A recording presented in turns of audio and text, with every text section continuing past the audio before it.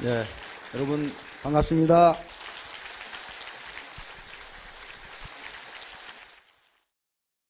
자, 오늘 제가 이 제목으로 잡은 것은 이카루스의 비상과 추락입니다. 이카루스의 추락의 문제는요, 많은 예술가, 그리고 학자들, 조각가들, 그리고 심리학자, 철학자들이 탐구하는 주제입니다. 왜냐하면 이것이 인간의 문제이기 때문에 그래요. 인간의 문제. 모든 인간이 심리적으로 가지고 있는 현상이 이 두 가지 현상입니다. 비상과 추락이에요. 그러면 교황에 우리가 돈을 벌고 리더가 될 텐데 나는 리더가 아닌데 그렇게 생각하실지 모르는데요. 전부 리더가 되십니다. 그리고 적어도 나 혼자밖에 없다고 생각하더라도 적어도 자기 셀프 리더예요. 자기는 자기가 끌고 가야 될 거 아니에요. 그렇죠?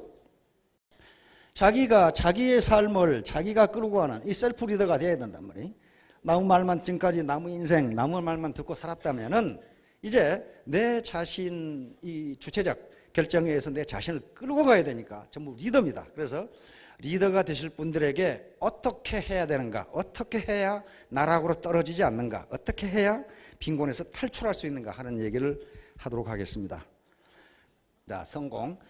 이제 여기 오신 분들은 너무 성공하러 오셨는데요. 과거 전통사회에서는 과거에 합격하면 성공했습니다. 평생 벼슬을 했고 권력을 누렸고 재물 생겼고 여자 생겼고 다 생겼어요. 그러나 일제강점기 그리고 근대 농경시대를 거치면서 출세의 개념과 성공의 개념이 점점 바뀝니다. 물론 최근 1980년대까지만 하더라도 고급 공무원 그리고 사자 돌림 직업을 가지면 평생 잘 먹고 잘 살았어요. 그러나 지금은 사자 돌림 직업을 가졌다고 해서 반드시 평생이 보장되는 게 아닙니다. 절대로 그렇지 않아요. 다시 말하면 사자라는 직업을 가졌기 때문에 잘 사는 게 아니고 그 중에서 얼마나 탁월한 능력을 발휘하냐에 따라 달라진단 말이에요. 그러니까 직업의 종류가 미래를 보장하지 않는다는 거예요, 지금 이제. 자, 그래서 이제 21세기에는 바로 직업이 성공 자체, 미래 자체를 보장해 주는 것이 아니다. 어떤 분야에건 창의적으로 우직하게 목표를 달성한 사람이 성공한다. 자, 그래서 바로 이런 사람들이란 말이에요. 이런 사람들. 여기서 많이 본 사람 같죠, 이게 지금 이제 이런 사람들이에요. 예. 이런 사람들입니다. 자기의 목표를 세우고 그것을 누가 칭찬을 하건 말건 욕을 하건 그것을 우직하게 추진해서 달성을 했어요. 그래서 성공하고 출세한 겁니다. 자, 그러면 문제는 목표가 있어야 됩니다. 목표. 내가 달성하고자 하는 목표가 무엇이냐? 그러면 그 목표를 달성하기 위해서 나는 뭘 해야 되냐? 이게 없으면 아무것도 안 돼요. 만약에 여러분들이 지금 현재의 삶이 자기 마음에 들지 않으신다면 내가 2년 전에, 1년 전에 또는 5년 전에 내가 과연 달성하고자 하는 목표가 있었던가 한번 가만히 생각해 보세요. 그냥 막연하게 아이고 잘 살았으면 좋겠네. 그건 목표가 아니에요. 정확하게. 그래서 애터미에서 제시하는 목표가 100일 판매사 작전, 1000일 1000만 원 작전입니다. 다시 말하면 1000일 3년 만에 1000만 원을 저축하자 그 말이 아니고 3년 만에 월 1000만 원 소득이 되게 하라 그 말이에요. 되게 하라. 그래서 지금 여기에 대해서 강의를 계속해 가고 있는데 우선 꿈, 이게 목표예요. 꿈이 있어요. 꿈이 없는데 어떻게 그걸 실현이 됩니까? 드림, 목표이고 비전입니다. 그 다음에 용기예요. 용기와 의지, 결심. 내가 부자가 돼야 되겠다는, 내가 이 가난에서 벗어나야 되겠다는 의지와 결심이 없는데 어떻게 벗어나겠어요? 그럼 못 벗어납니다. 그 다음에 네트워크. 이 네트워크를 형성하지 않으면요 그렇게 빠른 시간에 성공 못합니다. 다음에 위시덤, 요겁니다. 이 위시덤에 대해서 계속 강의하고 있는데요. 이게 지혜를 갖지 않으면요 안 된다. 여기는 여러 가지가 들어가죠. 이제 시간 관리부터. 자, 그래서 이제 공부를 해야 되는데 원래 공부를 우리 조상들이 말하는 공부라는 개념은 지금 생각하는 공부가 아니었어요. 공부를 한자로 쓰면요 우리말은 없으니까 이렇게 써요. 지아비 부자, 기술공자 지아비 부자인데 이게 무슨 뜻이 있어요? 지아버지 기술자? 뭐 이런 뜻밖에 없어요, 이게. 요게 지금 스터디를 번역해서, 영어에 스터디란 말이 있는데, 스터디를 번역하다 보니까 이렇게 된 거예요, 지금. 그런데 한중일 3국이 있는데, 우리가 가장 잘 번역했어요.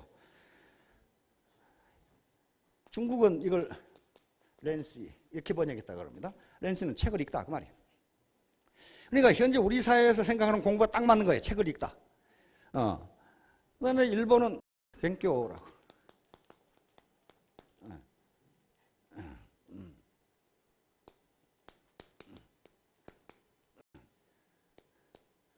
그러니까 뱅교 일본 분 계시죠? 하기 싫은 일을 억지로 하다 그 말이에요. 야, 번역 기가 막히게 한 거죠 이게. 이게 예? 하기 싫은 일을 억지로 공부처럼 하기 싫은 게 어디야 말이야 이게. 근데 공부를 바로 리엔시, 다시 말하면 책 영어나 국어나 수학을 하다 그러니까 하기 싫은 거예요. 그런데 우리 조상들은 스터디를 번역하는데 공부라고 번역해놨어요 저거. 공부는 여러분들 저 시내 가다 보면 뭐가 있습니까? 쿵후지죠. 쿵후. 이소룡 쿵후 있죠. 여기 중국말로 이름 쿵후예요. 쿵후. 다시 말하면 우리 조상들이 생각하는 공부는 뭐였냐면 수신이었어요. 수신. 몸을 닦는 거였단 말이에요. 수신. 그러니까 우리 몸은요, 머리, 가슴, 육체 이렇게 이루어졌어요. 다 몸이에요. 그러니까 수신이니까 뭡니까? 몸을 닦는 거니까 머리로 뭔가 지식과 지혜를 얻는 것, 이것도 공부고, 마음으로 결심하고 정직하게 살아야지, 도덕적으로 살아야지, 남에게 베풀어야지 하고 생각하는 것도 공부고, 그 수양이야, 수양. 그렇죠? 그것도 공부라 이 말이에요. 그러니까 그 다음에 몸으로 뭔가 익혀서 남보다 뛰어나게 되는 현상도 공부라 그랬어요. 그러면 김연아, 박지성, 박세린 어떻습니까? 공부를 무지무지하게 잘한 거예요. 뭐부터 시작했어요? 몸 공부부터 시작했어요. 몸 공부. 그렇죠? 축구나 피겨나 골프부터 시작했어요. 그러다 보니까 박지성이가 축구를 모르겠어요? 축구 규정이라든가 축구를 잘하는 축구 기술에 대해서 공부를 해야 될 거 아니야. 머리 공부를 해야 될 거 아니에요. 박지성이한테 기자들이 마이크 들이대면 한국말로 합니까? 영어로 합니까? 영어로 해요. 왜? 지가 필요하니까. 볼을 쳐다보니까 영국에서 볼 차는 놈이 영어를 모르면 어떻게 돼요? 저 자식이 나한테 보내라고 한지 지가 그냥 가라는 건지 모르면 어떡하겠어요 이게. 필요하니까 했단 말이에요. 그래서 이 세 가지 공부를 전부 해야 됩니다. 머리 공부, 몸 공부, 마음 공부. 자, 여기서 여러분들이 하시는 것은 뭐냐 하면 머리 공부와 마음 공부예요. 이렇게 해서 성공해야 되는구나. 나는 이렇게 하겠다. 나는 100일 만에 판매사가 되겠다. 나는 1000일 만에 반드시 월소득이 되도록 하겠다. 이런 결심을 갖는 거란 말이에요. 그건 나가시면 몸 공부를 철저히 한다. 뛰어야 된단 말이에요. 집구석에 엉덩이 붙이고 앉아있어 봐야 남는 것은 엉덩이 땀띠밖에 없어요. 그게 뭐가 남겠어요? 맨날 컴퓨터 들여다보고 이 라인이 어떻게 되지 하고 동그라미만 그리고 있는 사람 내가 봤어요. 그거 봤다고. 그래가지고 뭐가 되겠어 그거. 나중에는 실망해서 떨어져 나가더라고. 이카루스의 비상과 추락입니다. 이제 자, 이카루스라고 하는 인물이 누구인가? 이건 그리스 신화에 나오는 인물입니다. 그리스에 크레타 섬이라고 있습니다. 여기가 그리스고요. 여기가 크레타 섬입니다. 옛날 고대 고시국가 시대에 크레타 섬에 미노스 왕이 집권을 하고 있었는데 다이달로스라고 하는 기술자입니다. 공예의 기술자가 공예와 조각과 뭘 만드는 건축의 기술자가 크레타 섬에 와서 하도 기술이 좋으니까 미노스 왕의 총애를 받으면서 살고 있었습니다. 그런데 여기에서 다이달로스라는 이 기술자는 궁녀와의 사이에 카이루스라고 하는 아들을 낳게 됩니다. 자, 아들을 낳았는데 여기서 무슨 일이 벌어지냐면은 우두 신인의 계문을 낳은 미노스 왕비 88. 이 미노스 왕이 된 것은요, 일반적으로 부왕이 아들들에게 왕권을 물려줄 때 아들들 간에 치열한 권력 투쟁이 벌어집니다. 미노스 왕도 마찬가지였어요. 그래서 미노스가 왕이 되기 전 왕자 시절에 포세이돈 들어보셨죠? 바다의 신, 지진의 신, 말의 신입니다. 그런데 여기서 그리스나 로마 신화에 나오는 신은 우리 동양에서 생각하는 귀신이라든가 그런 신의 개념이 아니에요. 그냥 사람의 형상을 그냥 그렇게 한 거예요. 즉 인간들이 살아가는 모습을 묘사하기 위해서 약간의 능력을 가지고 있는 그런 이 인성을 부여해서 그런 존재를 신이라고 그랬습니다. 자, 요 포세이돈은요 항상 요 삼지창을 들고 있어요. 삼지창이 뭘 의미하냐면 비, 구름, 바람입니다. 비, 구름, 바람. 근데 어르신들 우리 단군 신화에 우리 단군 왕검이 신단수에 내려올 때 세 사람의 신하를 데리고 왔어요. 그게 뭡니까? 비, 구름, 바람이에요. 운사, 우사, 풍사. 그러니까 동양이나 서양이나 고대 사람들은 비가 어떻게 내리는지, 왜 구름이 없다가 느닷없이 나타나는지, 조용하다가 바람은 왜 부는지 굉장히 겁이 났을 거 아니에요. 그러니까 그런 것들이 하나의 신앙의 주제가 됩니다. 자, 이 포세이돈에게 부탁을 해서 미노스가 포세이돈 당신이 나에게 아주 기가 막히게 잘생긴 황소를 하나 보내주면 포세이돈이 나를 지지하고 있다 이렇게 미노스 국민들에게 이야기하면 내가 왕이 될 거다. 포세이돈은 그걸 보내줬어요. 그러니까 미노스 크레타 국민들은 미노스가 포세이돈의 지지를 받고 있네. 그래서 미노스가 왕이 됩니다. 왕이 되는데 왕이 된 다음에는 그 황소를 포세이돈에게 반납하기로 했어요. 반납하기로 했는데 미노스가 왕이 되고 보니까 화장실에 갈 때하고 나올 때하고 마음이 달라졌어. 이 황소가 너무 잘생겼거든. 그래서 뒤로 꼽을 쳐놓고 못생긴 황소를 갖다 줬어요. 여기 가져왔습니다 하고. 중간에 배달 사고 내는 놈 많죠. 뇌물 왔다 갔다 할 때. 그거 똑같아요. 분명히 주라고 줬는데 저놈은 못 받았다고 그러거든. 요놈이 가로챈 거거든 지금. 그러니까 잘생긴 황소는 꼽을 쳐놓고 못생긴 황소를 반납하니까 포세이돈이 그래도 신인데 이 자식 봐라. 이놈 새끼를 내가 벌을 줘야 되겠다 하고 벌을 줍니다. 벌을 주는데 어떤 벌을 주냐 하면은 미노스 왕의 왕비 파시파에가 그 황소에게 반하는 벌을 줘요.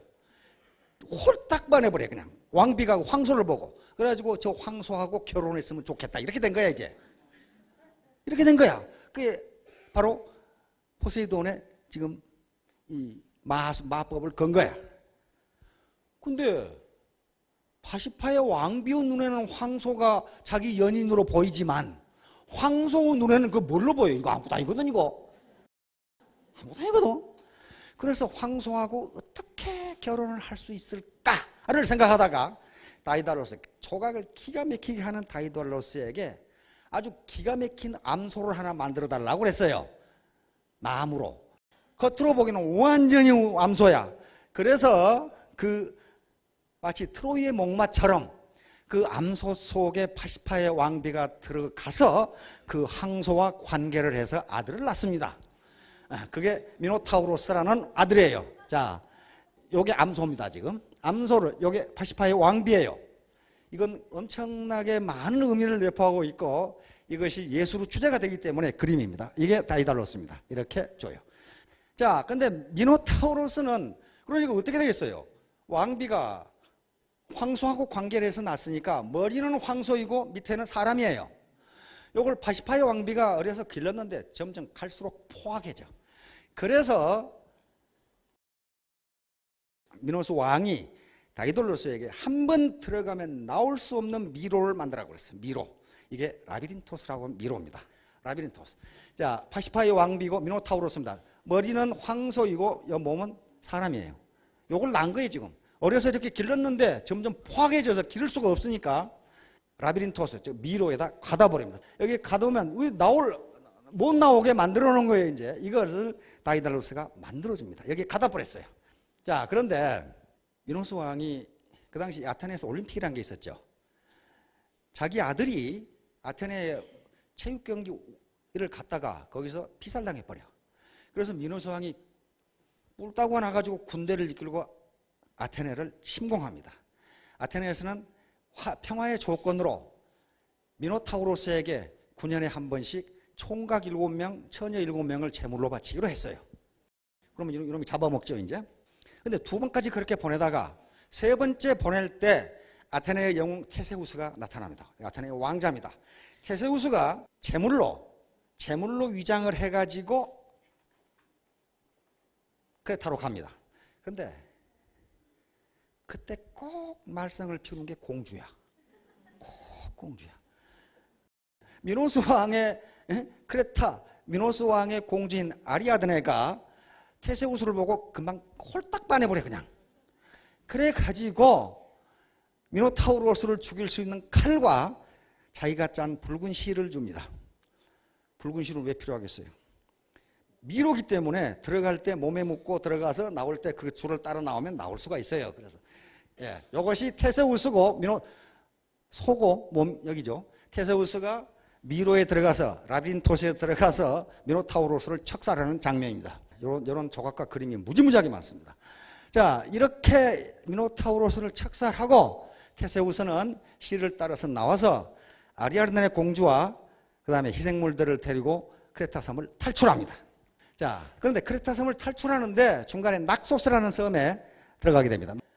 아리아드네 공주가 잠자고 있을 때 아테네 여신이 나타나서 아리아드네를 그냥 두고 가라고 계시를 해서 잠자고 있는 통에 테세우스 왕자는 그냥 떠나버려요.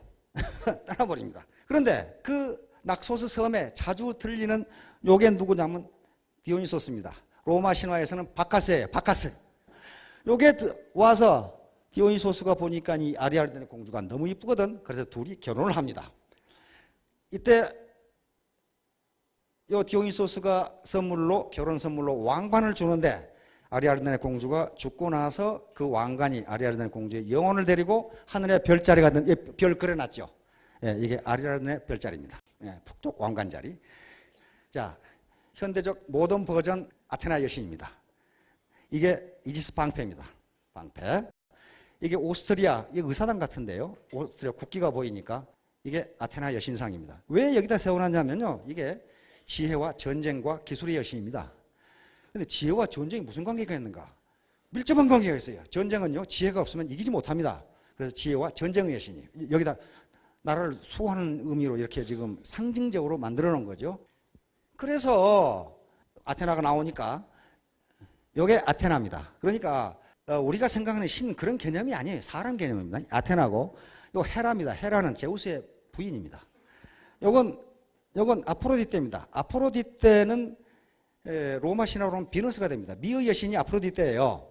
아프로디테고 요건 트로이 왕자, 둘째 왕자 파리스입니다. 영어로 뭐라고 됐냐면 서베이 한다고 되어 있어요. 다시 말하면 트로이 왕자 파리스가 아프로디테의 몸을 검사하고 훑어보고 있는 중입니다. 그러니까 보세요 하고 이러고 있죠. 그렇잖아요. 그 그림이에요 지금. 예, 그래서 파리스 왕자가 이게 아테나보다는 아프로디테가 더 이쁘니까 여기다 사과를 줍니다. 사과는 사랑의 의미죠. 하트. 그러니까 아테나가 얼굴을 찡그리고 있는 모습입니다. 왜 저놈한테 주나 저년한테 주나 이러고 지금 요 그림이에요. 자, 그런데 나중에 미노스 왕이 그 자초지종을 다 알게 돼요. 다시 말하면 자기 왕비가 미노타우로스라고 하는 소대가리의 사람 이 아들 괴물을 낳은 것은 다이달로스라는 놈이 암소를 만들어 주었기 때문에 그렇게 됐다는 걸 알게 돼요. 그래서 다이달로스와 그 아들인 이카루스를 바로 라비린토스에 가두어 버립니다. 그러니까 어떤 현상이 빚어졌어요? 그놈은 이것을 나중에 다이달로스 컴플렉스라고 그러는데 자기 체주 때문에 자기가 당하는 걸 다이달로스 컴플렉스입니다. 자기가 만든 미로에 한 번 들어가면 나올 수 없는 미로에 자기가 빠진 거예요. 역사적으로 그런 거 많죠. 길로또 만든 놈이 지가 목 잘라 죽고 중국에 보면 지가 법 만들어가지고 지가 그 법에 죽고 그런 게 많아요. 다시 말하면 자기 꾀에 자기가 빠지는 거예요. 자기 장점 때문에 자기가 망가지는 것을 다이달로스 컴플렉스라 그러는데 바로 그렇습니다. 이게 갇혀버렸어요. 이카루스하고 그 갇혀버렸어요. 그런데 문제는 이 미궁에서 탈출을 해야 될 거 아니에요. 그런데 걸어서는 탈출을 할 수가 없어요. 자기가 만들었지만은 어디로 나가는 구멍을 몰라. 그럼 어떻게 해야 되겠습니까? 하늘로 솟아오르는 수밖에 없어요. 그렇죠? 하늘로 날아가는 수밖에 없어. 그게 크레타 섬이니까 그 배를 전부 다 왕이 통제하고 있으니까 바다를 건너갈 수가 없잖아요. 나올 수도 없고. 그래서 하늘로 솟아서 날아가는 수밖에는 없어요.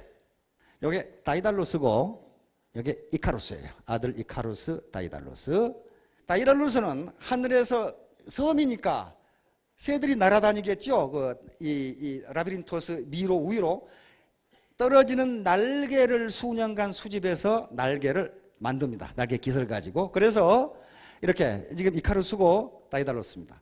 나는 연습을 지금 시키는 거죠. 그래서 여기서 라비린토스에서 비상을 하는데 성공합니다. 다음 여기 날아가죠. 그런데 다이달로스가 자기 아들 이카루스에게 누차 경고를 했어요. 너무 높게 날지 말라. 왜냐하면 날개를 뭘로 붙였냐면 밀랍으로 붙였어요.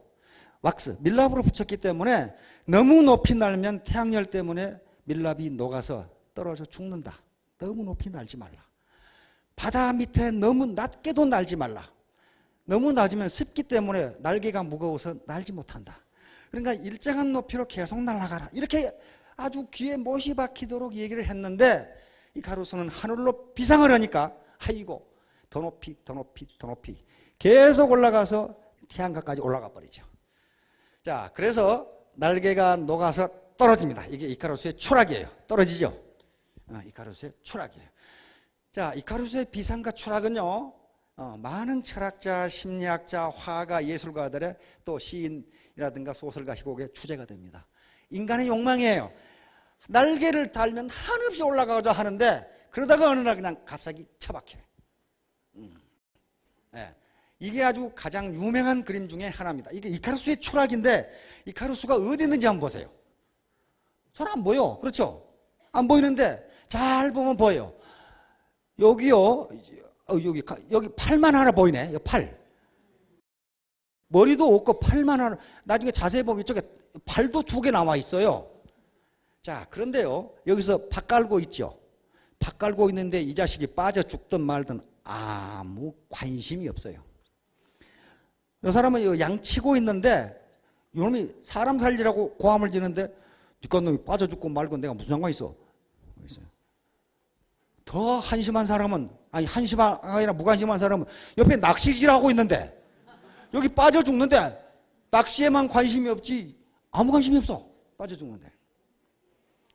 다시 말하면요, 인간이 자기 능력 이상으로 분수에 맞지 않게 욕심을 부리다가 추락한 사람에 대해서는 아무 관심이 없다. 새끼 잘 됐네.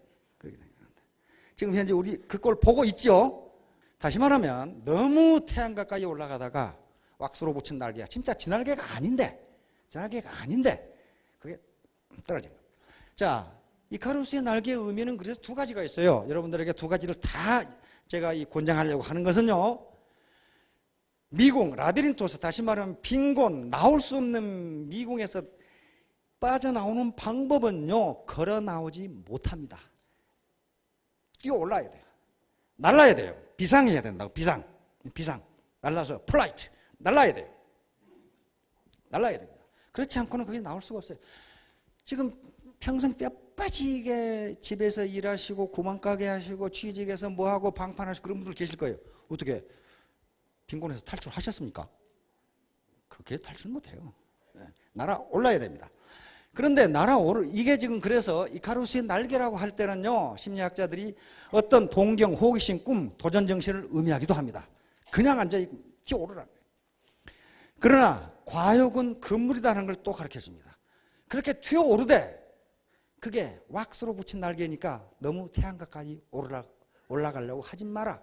너무 바닥으로 날지도 말라. 그것은 습기 때문에 날개가 무거워져서 바다에 빠진다. 그 얘기거든요. 이게 뭡니까? 동양에서 얘기하는 중용우도입니다. 중용우도. 자, 바로 이카루스 컴플렉스, 다이다루스 컴플렉스 아까 제가 설명을 했습니다. 분명히 그 미로에서 빠져나올 수 있는 방법이 있는데, 치솟아서 나올 수 있는 방법이 있는데 그걸 안 하는 거예요. 이게 이카루스 컴플렉스예요. 안 하는 거예요. 현상의 안주. 여기서 빠져나와야 되는데 아이고 나는 안 돼. 이게 이카루스 컴플렉스입니다. 그런데 마찬가지로 다이다루스 컴플렉스는 자기가 가진 기술, 자기가 가진 장점 때문에 자기가 미궁에 빠지는 거예요. 이걸 다이다루스 컴플렉스라. 그런 사람이 많아요. 내가 누군데? 내가 서울대 나왔거든. 서울대 나오면 뭐합니까? 미로에서 빠져나오지 못하면 그 장점이, 자기가 가진 서울대학을 나왔다 또는 내가 고관대작이었다, 그 장점이 자기를 붙들고 미로에서 못 빠져나오게 하는 거. 이게 다이다루스 컴플렉스라고 얘기를 해요. 자, 이건 동양의 과유불급하고 똑같습니다. 이게 논어에 있는 말입니다. 지나친 것은 미치지 못함과 같다. 지나친 것은 미치지 못함만 못하다. 그런 말은 없습니다. 이 유자가 같을 유자예요. 자공이라는 사람이 있는데요. 이 공자의 10대 제자 중에 한 사람입니다. 자공이 물었어요. 사여 상야 숙현. 사는요, 자장의 이름이 사입니다. 요거 상은 자하. 둘 다 아주 뛰어난 제자인데, 자장하고 자하는 누가 낫습니까? 누가 현명합니까? 이렇게 물었어요. 그러니까 공자가 대답하기를, 자장은 지나치고 자하는 미치지 못한다. 그러니까 요 자공이 뭐라고 하냐면, 그러면 지나친 놈이 더 현명합니까? 이렇게 물었단 말이에요. 그러니까 공자가 no, 과유불급 이렇게 딱 해요. 지나친 것과 미치지 못한 것은 똑같다. 다를 바가 전혀 없다. 다시 말하면 중용지도, 중용의 도를 택하지 않았기 때문이다. 그런 얘기입니다.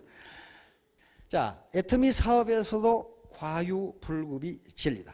다시 말하면 너무 지나쳐도, 너무 욕심을 내가지고 너무 빠른 시간 내에 부자가 되고 직급으로 올라가려고 하면 반드시 요즘 우리 사회에서 많이 쓰는 꼼수를 쓰게 돼요. 꼼수. 꼼수를 써가지고 나중에 추락을 하는 걸 내가 많이 봤어요. 지금도 헤매는 사람이 있어. 그거 하다가. 그러나 또 미치지 못한 거. 아까 엉덩이에 땀띠 나도록 컴퓨터만 들어봐고 동그라미만 그리고 있는 사람이 있어요. 그것도 안 된다. 그래서 중용지도. 자기 있는 힘껏 뛰는데 얼마를 뛰어야 되느냐는 거야. 다음. 자, 스트레치 목표. 요건 GE의 잭 웰치라고 하는 탁월한 경영자가 있었습니다. GE가 한창 막 몰락 또는 어떤 현상 유지하고 있을 때 GE를 세계적인 기업으로 다시 끌어올리는 사람이 잭 웰치 회장입니다. 이 양반이 목표를 정할 때 스트레치 목표, 스트레치 고울이라는 걸 제시를 했어요. 다시 말하면 목표를 너무 낮게 잡으면 그거 힘껏 노력 안 해도 달성되니까 창의성도 안 나오고 일도 열심히 안 한다 그 말이에요. 그런데 목표를 지나치게 높게 잡으면 백날해도 안 되니까 처음부터 포기한다 그 말이에요. 그러겠죠. 실제로 경영학자들이 연구한 바에 의하면 그렇게 나와요. 그러면 어느 정도 목표가 좋으냐? 잭 웰치는 스트레치 목표. 스트레치가 뭐 스트레칭 하는 거야. 팔을 쭉 뻗어서 이렇게 해서 닿는 목표. 이건 닫을 수가 있잖아요. 이거 뻗고 이거 올리면 닫을 수 있죠. 다시 말하면 잭 웰치는 그것이 자기가 통상적으로 열심히 일했을 때보다 20 내지 30% 많은 목표 이렇게 했어요. 그게 달성했을 때 쾌감이 있어요. 너무 높이 잡아놓으면 달성 못하면 실망감이 들거든요. 그래서 그렇게 잡은 게 100일 판매사 작전, 1000일 1000만 원 작전이에요.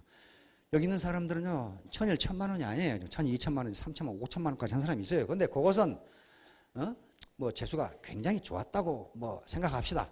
이 운이라는 건 반드시 있어요. 여기 오신 것도 상당히 운이에요 지금. 운 좋은 사람과 운 나쁜 사람 알죠? 전에 내가 늘 얘기했죠.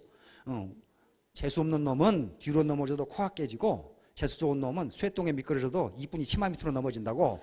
이게 재수 같이 넘어지는데 어떤 놈은 코가 깨지고 어떤 놈은 이쁜이 치마 밑으로 넘어진다 이 말이야. 재수 없는 놈은 비행기 타고 가다 뱀에 물린다고. 저번에 그 기사 보니까 그랬더라고. 어떤 놈이 비행기에 악어를 가지고 왔는데 그 놈은 악어가 보따리를 풀고 나와가지고 비행기에서 악어한테 물려가지고 말이에요. 그 재수 더럽게 없는 거죠 이게. 그런데 이런 정보를 얻을 수 있다는 것 자체가 재수가 있는 거예요 지금. 자, 그래서 이 벌써 운은 있으니까 이제 자기 노력입니다. 운은 움직인다고. 원래 운자가 움직일 운자입니다. 그렇죠? 운자가 움직일 운자니까 운은 움직인다 그런 말이에요. 자기가 준비를 하고 기다리면 운은 움직여서 나한테 온다 그런 말이에요.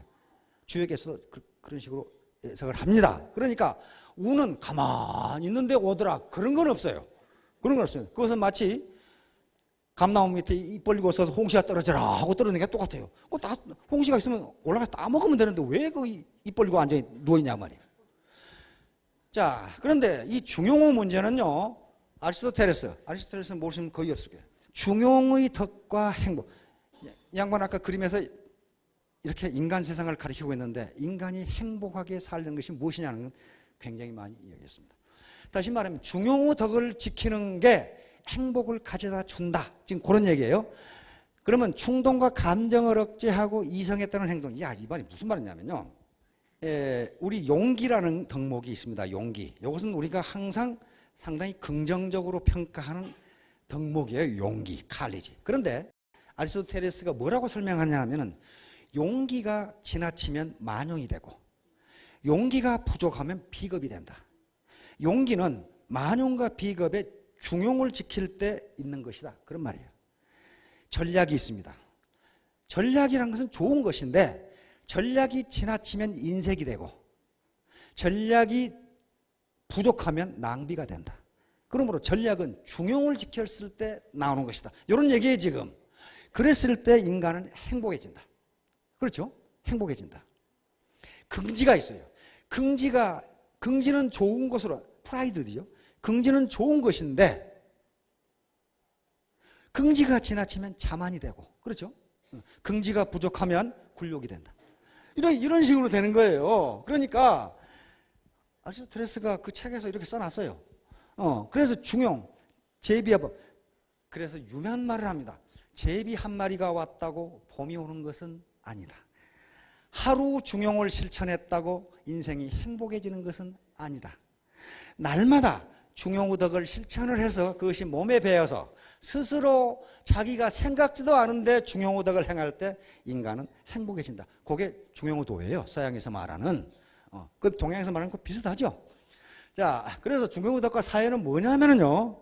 아리스토텔레스는 중용은 산에서 돌을 닦고 있는 사람한테는 전혀 필요 없다 그랬어요.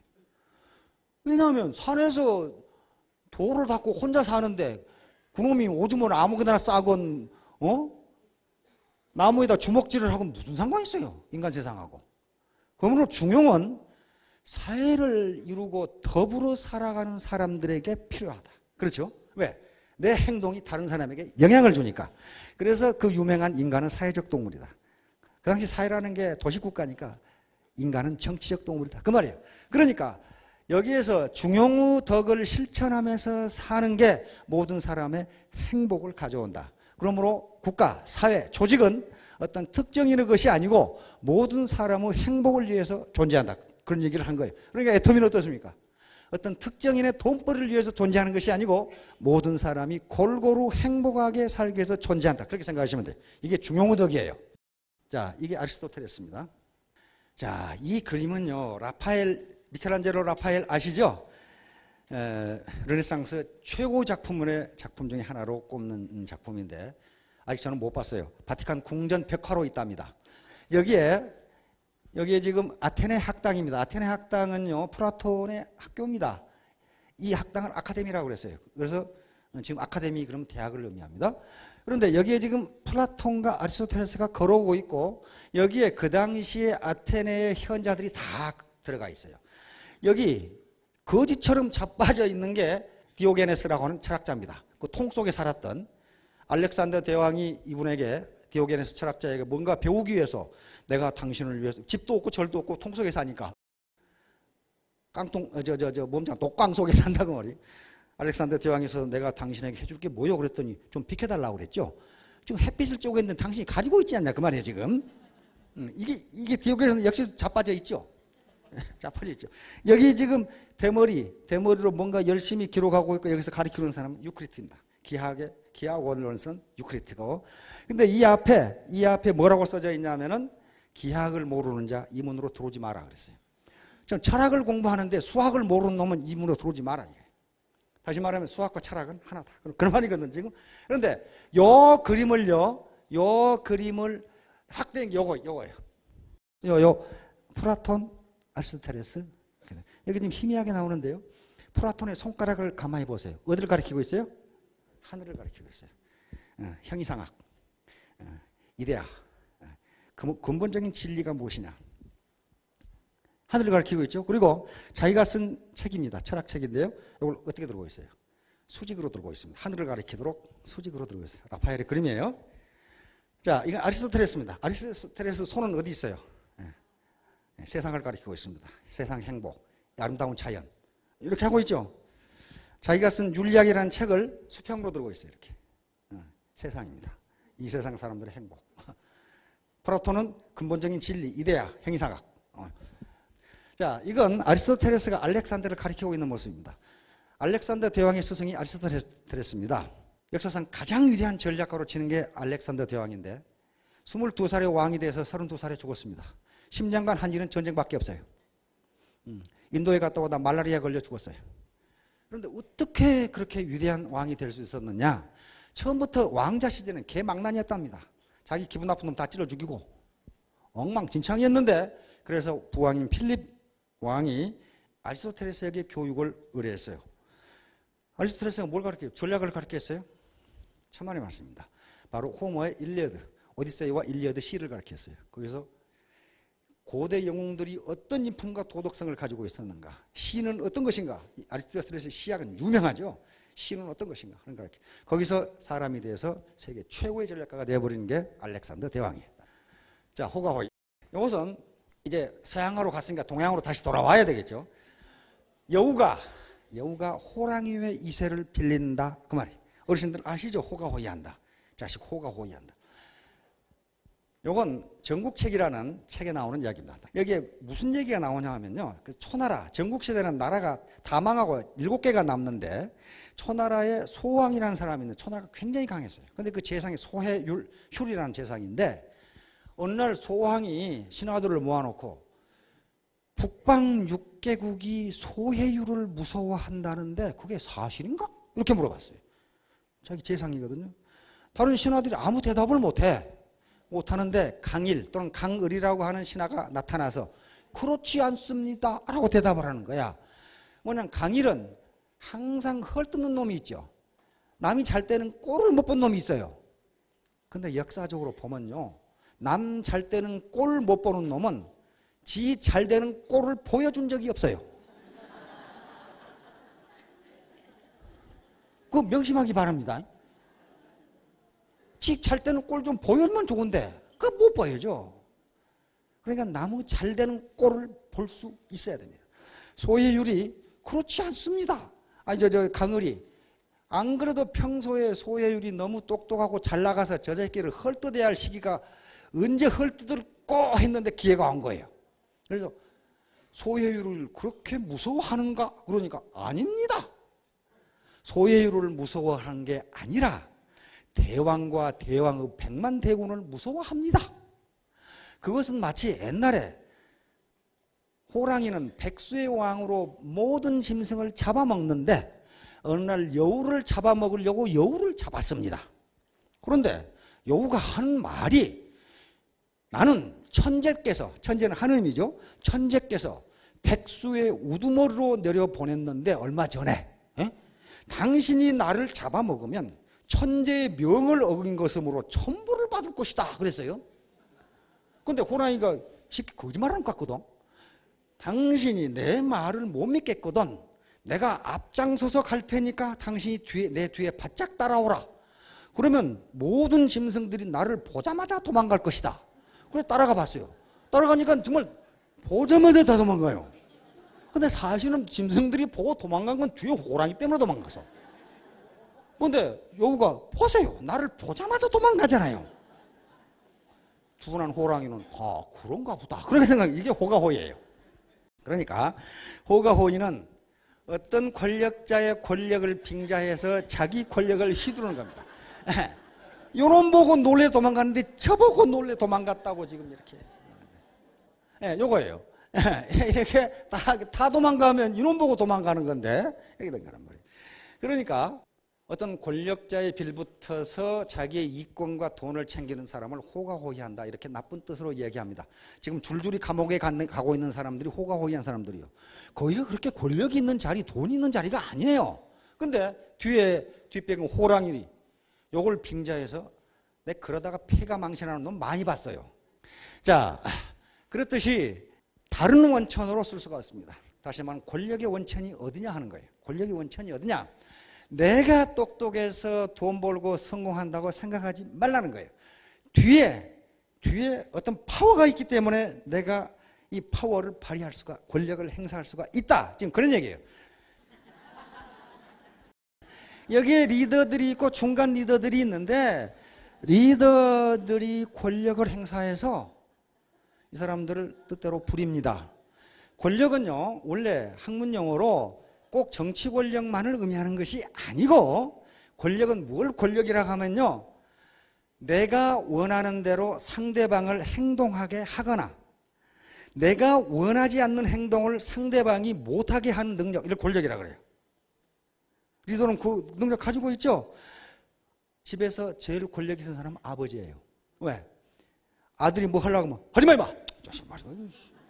그거 뭐예요? 내가 원하지 않은 행동을 못하게 하는 거예요. 그게 권력입니다. 그러면 여기서 지금 이 권력을 행사하는데 이 사람들이 권력을 행사할 수 있는 것은요, 권력의 원천이 자기에게 있지 않습니다. 천만의 말씀이에요. 자기가 똑똑해서 권력을 행사하고 돈을 번다고 생각하면 큰 착각이에요. 요 뒤에 요 사람이 존재하니까 권력을 행사할 수가 있어요. 권력은 여기서 나와요. 그러면 요 사람은 뭐 권투 선수도 아니고 레슬링 선수도 아니고 권력이 어디서 나올까? 왜 이 사람이 권력을 행사하고 리더들을 통제할 수 있을까? 그것은 애텀이라고 하는 회사가 있기 때문에 가능합니다. 이게 무너지면요, 요 사람 말 들을 사람 한 놈도 없어요. 내가 확인해 봤어. 말 들을 거라니까 안 듣는데. 안 듣는데. 다시 말하면, 그러면 이 사람들이 이 사람 말 듣겠냔 말이에요. 안 들어요. 네가 뭔데? 왜? 권력의 원천이 없어져 버렸어요. 그러면 이 회사가 그런 권력, 파워를 행사할 수 있는 것은요, 누구 때문에 그러냐면 이 고객 때문에 그래요. 고객들이 이 물건을 사주기 때문에 이게 무너지지 않고 존재하고 줄줄이 도미노처럼 권력을 행사할 수 있어요. 그러니까 이 회사를 망하게 하는 굉장히 좋은 방법은 여기를 교란시키면 돼요. 이게 물건 형편없어. 이 새끼들 아주 비양심적인 놈들이야. 이렇게 해서 이게 무너지면요, 그대로 무너져요. 자, 이건 역으로 생각하면요, 여러분들이 돈을 벌고 그 다음에 회사가 영속적으로 존재를 해서 유산 상속을 해주고 이렇게 가려면요, 이게 무너지면 안 되고 이게 무너지지 않게 하려면 이게 기반이 돼야 돼요. 요 사람들은요, 여기에 존재하는 것이 여기만 존재하는 것이 아니고 뺑 돌아서 여기도 존재해요. 다시 말하면 대통령이 무소불위의 권력을 행사하지만 그것을 뒤집어 버릴 수 있는 사람이 그걸 당하고 있는 국민들이에요. 그렇잖아요. 국민들이에요. 따라서 모든 권력은 우리 헌법에 뭐라고 돼 있어요? 모든 권력은 국민으로부터 나온다. 그건 맞는 말이에요. 그걸 나중에 언젠가 다시 그 주제로 얘기하겠지만 제주복주라고 그럽니다. 바닷물은 배를 띄우기도 하지만 배를 뒤집어 엎어버릴 수도 있다. 그런 말이에요, 지금. 이게 지금 바닷물이에요, 바닷물. 이 바닷물은 여기도 있고 여기도 있어요. 여기서 이렇게 해줄 때는요, 배를 띄우지만 이 사람들이 썽이 나면은 배를 뒤집어 엎어버릴 수가 있어요. 따라서 우리는 어떻습니까? 여기 사업자 전부 리더가 되실 분들인데 나만 잘 먹고 잘 살면 된다가 아니고 도미노처럼 연결되어 있기 때문에 하나가 무너지면 다 무너지게 돼 있어요. 이게 네트워크입니다. 네트워크. 일반 기업은 그렇지 않아요. 뭐 사원 하나 나가면 다른 놈 하나 채우면 돼요. 그렇지가 않습니다. 네트워크는 인간 휴먼 네트워크, 인간 그물망이기 때문에 하나가 구멍 하나 찢어지면 다 찢어져요. 자, 다음. 자, 수락석출. 이것은 소동파의 시에서 나온 겁니다. 소동파의 시에 적벽부가 있는데 전 적벽부, 후 적벽부가 있어요. 여기에 적벽부를 두 번 여름에 놀러 가고 가을에 놀러 갔는데 여름에 놀러 갔을 때는 물이 많이 차 있었어요. 가을에 놀러 가니까 물이 빠져가지고 돌이 드러나 있어. 그래서 시 중에 수락석출이라는 말이 있습니다. 물이 빠지자 돌이 드러났네, 그 말이에요. 이것은 오늘날 어떤 의미로 쓰냐 하면은 일에 흑막이 거치자 그 진상이 드러난다, 그런 말이에요. 지금 많은 사람들이 줄줄이 감옥에 가 있는 것은 권력이라는 물이 차 있을 때는 그 밑에서 이상한 짓을 하는지를 몰랐어요. 가려져 있었어. 근데 그게 물이 빠지니까 레임덕 현상이 나타나니까 돌이 드러나는 거예요. 이놈들 봐라, 이런 짓 했네, 이렇게 되는 겁니다. 그러니까 애터미 사업을 하건 무슨 사업을 하건 뒤에서 꼼수를 부리고 있으면 처음에는 잘 몰라요. 나중에 돌처럼 드러납니다. 이걸 사필 규정이라고 그럽니다. 처음에는 꼼수를 쓰는 것이 잘 되는 것 같지만은 모든 일은 올바른 방향으로 진행된다는 거예요. 규착된다, 그 말이거든요. 예, 소동파의 시에 나옵니다. 다음. 예, 이게 적벽부입니다. 이건 삼국지에서 최대의 전투 중에 하나가 적벽대전이죠. 소동파가 간 곳은 이곳이 아닙니다. 이름은 똑같은데 적벽이라는 이름이 똑같은데 이 적벽대전을 생각하면서 부를 썼습니다. 자, 사불범정, 사사로운 것이, 즉 삿된 것이 올바른 것을 범하지 못한다, 그런 말이고요. 인과응보는 다 아시죠? 종두둑두, 콩을 심으면 콩을 얻는다. 종과 득과는 오이를 심으면 오이를 얻는다. 우리 속담에 콩 심은 데 콩 나고 팥 심은 데 팥 난다. 다시 말해 세상에 공짜는 없다, 그 말이에요. 자기가 노력한 대로 얻고 자기가 배운 대로 그리고 베푸는 대로 얻는다, 그런 얘기입니다. 자, 한계효용 최강 법칙, 이건 경제학에서 가장 유명한 법칙 중에 하나가 한계효용 최강 법칙입니다. 모든 재화를 소비하면 할수록, 많이 가지면 가질수록 추가로 얻는 재화의 가치는 떨어진다, 그런 말이에요. 지금 이것은 대단히 유명한 법칙이고 이것이 없이는 현재 경제 정책이나 경제 이론이 되지를 않습니다. 모든 경제 정책은 여기에 따라서 합니다. 예를 들면 우리가 목마를 때 물을 마신다고 생각해 봅시다. 첫 모금이 어떻습니까? 그냥 꿀맛이죠. 점점점 소비를 늘려가면 한계 효용이 제로가 되는 시점이 돌아와요. 그때 딱 그릇을 놓으면 아우 시원해. 그게 그때 한계 효용이 제로예요. 거기다가 이마 더 마셔. 그럼 어떻게 됩니까? 그때부터는 한계 효용이 마이너스가 된다고 이야기합니다. 마시면 마실수록 점점 효용이 떨어져요. 만족이 떨어져. 밥도 마찬가지예요. 배고플 때 밥 먹으면 처음에 꿀맛 같다가 점점 한계 효용이 제로가 되면 숟갈을 딱 놓습니다. 그런데 이마 더 먹어. 그럼 어떻게 됩니까? 마이너스가 돼요. 이런 식으로 모든 재화는 소비하면 할수록 가지면 가질수록 그 효용이 떨어져요. 그런데 그렇지 않은 게 두 가지 괴물이 있는데 돈과 권력입니다. 돈은 가지면 가질수록 더 많이 갖고 싶어요. 99만 원 가진 놈이 100만 원 채우기 위해서 10만 원 가진 놈한테 만 원 뺏는다 그런 말이에요. 다시 말하면 99만 원 가진 놈은 만 원이 무지무지 귀하게 생각되는 거예요. 그럼 만 원만 있으면 100만 원을 채운단 말이에요 지금. 자, 권력도 마찬가지입니다. 두 개는 중독성이 있어요. 중독성이 있습니다. 마약 중독되듯이 마약은 중독되면 많이 먹으면 많이 먹을수록 나중에는 더 많이 먹어야 돼요. 그래야 효과가 나타나죠. 돈이나 권력도 처음에는 아주 기가 막히게 좋죠. 그러다가 많이 가지면 가질수록 더 많이 가져야 겨우 효과가 나타나요. 자, 그런데 이것의 결말은 끝은 무엇인가? 바로 이카루스의 추락이. 진시황입니다. 자기 권력을 영원히 그 자식 대대로 물려주고 싶었어요. 그래서 불로초를 가져오라고 했는데 갖다 준 게 수은이었습니다. 수은 중독으로 죽었어요. 진시황이 천하를 통일하고 나라가 망한 게 15년 만에 망해버렸어요. 왜? 권력을 저 혼자 독점하려고 했고 신하들에게 넘겨주지를, 백성들에게 넘겨주지를 않았어. 그래서 결국 15년 만에 망해버립니다. 남는 것은 무덤밖에 안 남았죠. 지금. 자, 이와 같이 중독의 끝은 바로 자기의 이카루스의 추락입니다. 추락하는데 보통 추락하는 게 아니에요. 추락한 다음에 아까 그 그림에서 봤다시피 그 사람이 추락해서 물에 빠져 허우적거리는데 관심을 가진 놈이 한 놈도 없다 그 말이야. 아이고 잘 됐네 자식 말이야. 까불더니 잘 됐네. 이렇게 돼버린다 그 말이에요. 여러분들도 지금 이제 라비린토스에서 탈출을 하실 건데 중형지도를 걷기 바랍니다. 너무 낮게도 말고 너무 성급하게도 말고 중형지도를 걸으면은 젠틀맨으로서 그리고 정승처럼 대접을 받게 될 겁니다. 여러분 모두 성공하시기 바랍니다. 감사합니다.